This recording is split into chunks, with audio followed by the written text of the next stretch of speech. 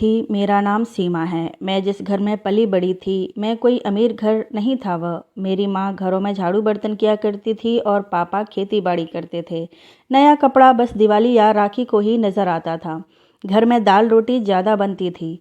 मुझे पढ़ने लिखने का भी खास शौक नहीं था। हमारे गांव में बहुत कम लड़कियां पढ़ती थी और जो पढ़ी लिखी थी वह 5वीं पास थी, जिनको गांव वाले पढ़ा लिखा कहते थे। माँ को तो शौक था कि मैं पढ़ूं, मगर घर के हालात देखकर मेरा पढ़ाई से दिल उचट गया। मेरी माँ ने कई बार कहा कि पढ़ लिख जाओ थोड़ा सही से, लेकिन पढ़ाई औरत के लिए बहुत ज़रूरी होती है। मगर मेरी एक ही रट थी, मुझे नहीं पढ़ना, मैं आप लोगों पर बोझ नहीं बन सकती। जब 12 साल की हुई तो मम्मी के साथ काम करने के लिए उनके मालकिन के घर जाया करती थी। मैं और माँ मिलकर काम करते थे। मैं जवान हुई तो मम्मी ने अपनी सहेली के घर मेरी शादी कर दी। मैं भी लोगों के घरों में काम किया करती थी। मुझे अक्सर माँ पर बहुत गुस्सा भी आता था। एक गरीब घर से निकलकर दूसरे गरीब घर में भेज दिया, लेकिन किस्मत का लिखा कौन टाल सकता है। मेरी शादी हुई तो मेरे पति ने मुझे काम करने से सख्त मना कर दिया। पर तीसरे रोज़ ही मुझे पता चल गया कि मेरा पति शराबी है। घर बहुत मुश्किल से चल रहा था। मेरी सास रोज़ काम पर जाती, ससुर दुनिया से जा चुके थे। मैं रोज़ अपने पति से बोलती कि मुझे पैसे लाकर दो, तो वह मुझे मारता पीटता।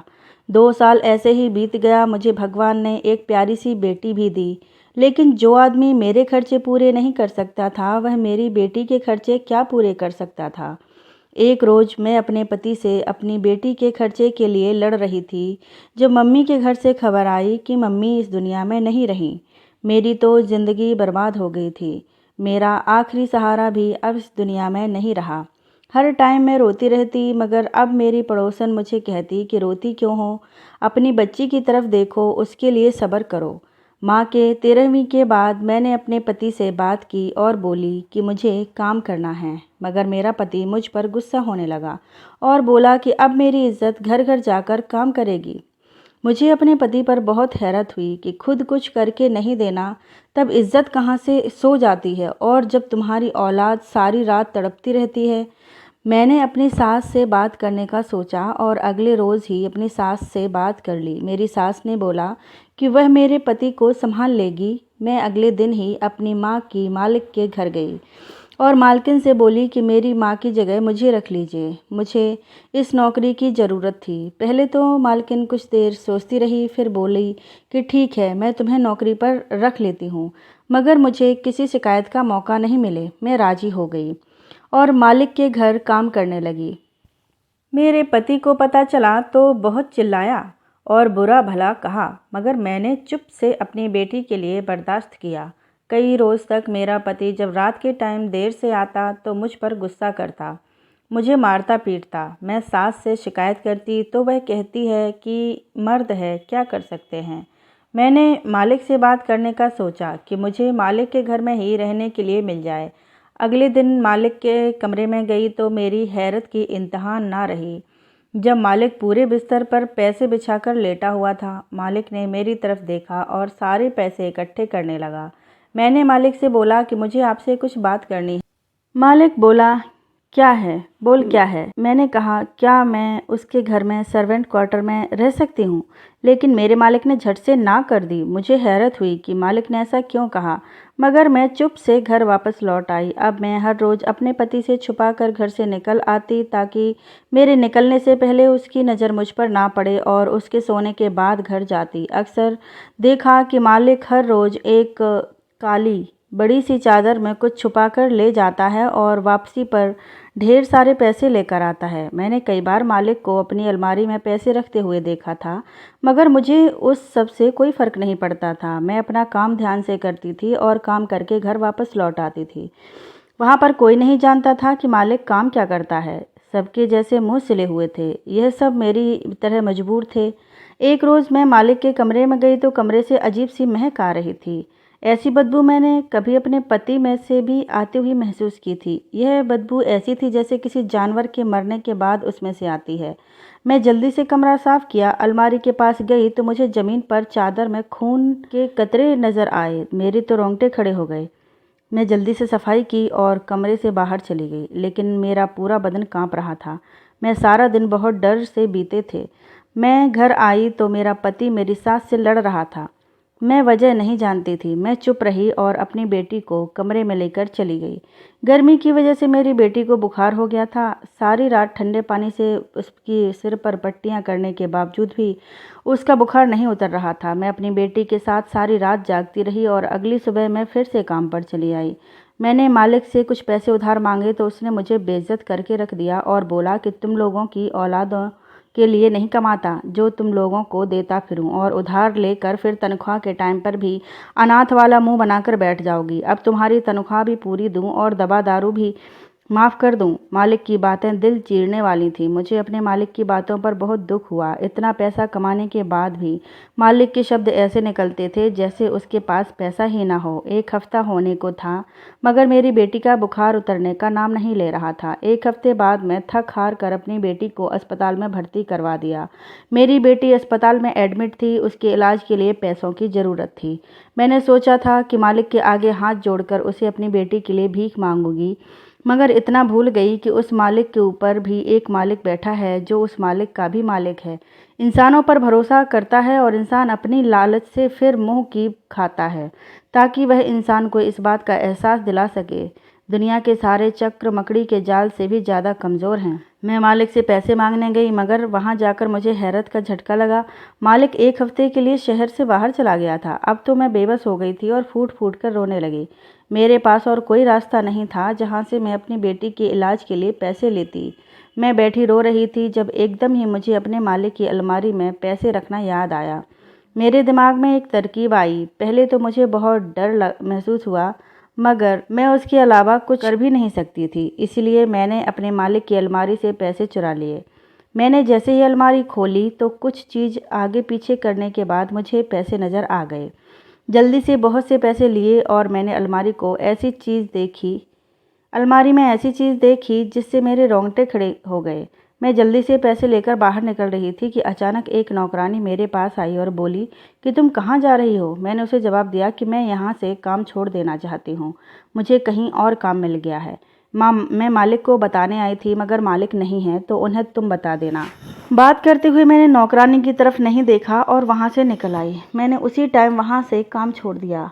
माँ अपनी औलाद के लिए क्या कुछ कर जाती है और क्या कुछ कर सकती है, मुझे इस बात का अंदाज़ा उस दिन हुआ था जिस दिन मैं अपनी बेटी के लिए किसी के घर से अपनी जान खतरे में डालकर पैसे चुराई थी। जल्दी से अस्पताल पहुंची तो मेरे सामने आसमान टूट पड़ा क्योंकि वहां तो मेरी बेटी का मुर्दा लाश पड़ा हुआ था। डॉक्टर ने मेरी बेटी के चेहरे पर सफ़ेद चादर डाली हुई थी। मेरी चीखें पूरे अस्पताल को हिलाकर रख दिया था।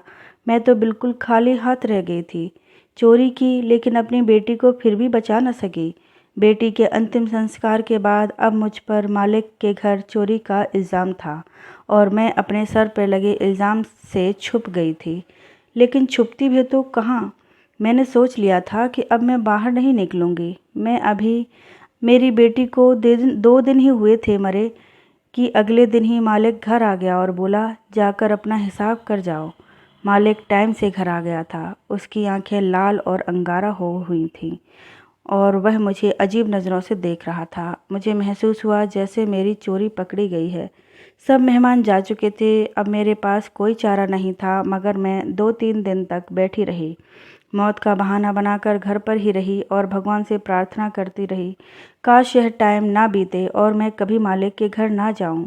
3 दिन के बाद एक औरत हमारे मोहल्ले के ही मेरे मालिक के घर काम करती थी, मुझे बुलाने आ गई।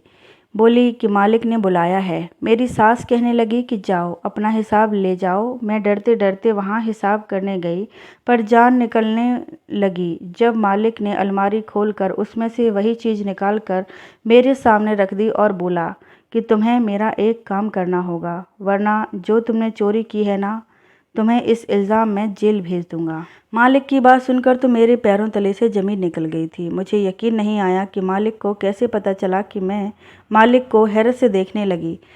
जिस पर मालिक ने बोला कि ऐसे हैरत से मत देखो, तुमने पैसे चोरी किए थे, इस जगह पर छोटा सा कैमरा लगा हुआ था। मैंने जो 1 हफ्ते बाद आना था तुम्हें देखकर मुझे 1 दिन बाद ही वापस आना पड़ा। मालिक ने बोला, मेरा काम करोगी या मैं सबूत के साथ पुलिस के हवाले कर दूं? मेरा पूरा बदन बहुत कांप रहा था। डर के मारे मुझे कुछ बोला भी नहीं जा रहा था। एक तो सामने पड़ी छोटी सी प्लेट में वह चीज़ जिसे देखकर मुझे उल्टी का एहसास होने लगा था। दूसरा मालिक की धमकी जिसकी वजह से मैं चक्कर खाकर रह गई थी। मैंने सामने एक छोटी सी प्लेट में 2 आंखें रखी हुई थीं, जो किसी इंसान की आंखें थीं। मेरा तो पूरा बदन कांप रहा था। जब मालिक ने बोला कि तुम्हें एक पता बताऊंगा, तुम्हें वहाँ ये देकर आना होगा, उसके बाद तुम मेरे कर्ज से आज़ाद हो जाओगी और मैं तुम्हारी वीडियो डिलीट कर दूंगा। मेरे पास और कोई रास्ता नहीं था। मैंने मालिक से हामी भर ली। मालिक ने उन दोनों इंसानी आँखों को एक डिब्बे में बंद करके काले कपड़े में रख कर मुझे बताया जहाँ मुझे वह पहुँचानी थी। मैं जल्दी से मालिक से चीज़ लेकर रास्ते में निकली। मुझे बहुत डर लग रहा था। मेरे चेहरे की हवाइयाँ गुम थीं। मैंने मालिक के बताए गए पते पर वह डिब्बा पहुँचा दिया, मगर मेरी आत्मा कांप कर रह गई जब सामने का मंजर देखा। वहाँ बहुत से लोग थे जो मरे हुए थे। कुछ लोग उनकी आंखें निकालते और एक डिब्बे में रख देते, फिर कुछ लोग उन डिब्बों को एक बड़े से डिब्बे में बंद करते और फिर पैसे लेकर वहाँ से चले जाते हैं। वहाँ एक आदमी आया जिसे देखकर मेरी आत्मा कांप गई। मुझे अपनी आंखों पर यकीन नहीं हुआ। मेरा पति मेरे सामने आया और बोला कि तुम यहाँ क्या कर रही हो? मुझे समझ नहीं आ रहा था कि मैं अपने पति को क्या बताऊं कि मैं यहाँ किस काम से आई हूँ। अभी मैं कुछ कहती कि एक आदमी मेरे पास आया और बोला, जो डिब्बा लेकर आई हो वह मुझे दे दो और यहाँ से चली जाओ। मैं अपने पति को वहाँ देखकर हैरान रह गई और वह डिब्बा पकड़कर जल्दी से वहाँ से बाहर निकल गई। मुड़कर आई। मेरा पति भी मेरे पीछे आया, मुझे बुलाने लगा, लेकिन मैंने उसकी एक ना सुनी और घर पहुँचते ही मैंने एक नई बात उसके सामने रख दी, जिसको सुनकर वह एकदम चौंक गया। मेरी आंखों से आंसू बहने लगे थे। मैंने अपने पति से बोला कि मुझे डिवोर्स दे दे और मेरा पति गुस्से में आया, बोला कि मुझे भी कोई शौक़ नहीं है तुम्हें अपने पास रखने का, तुझे अभी डिवोर्स दे देता हूँ। मैं अगले दिन मालिक के घर चली गई और बोली कि मेरे पति ने मुझे आपके बताए गए पते पर देख लिया था और उसने मुझे डिवोर्स दे दिया है। अब मेरे पास रहने की कोई जगह नहीं है।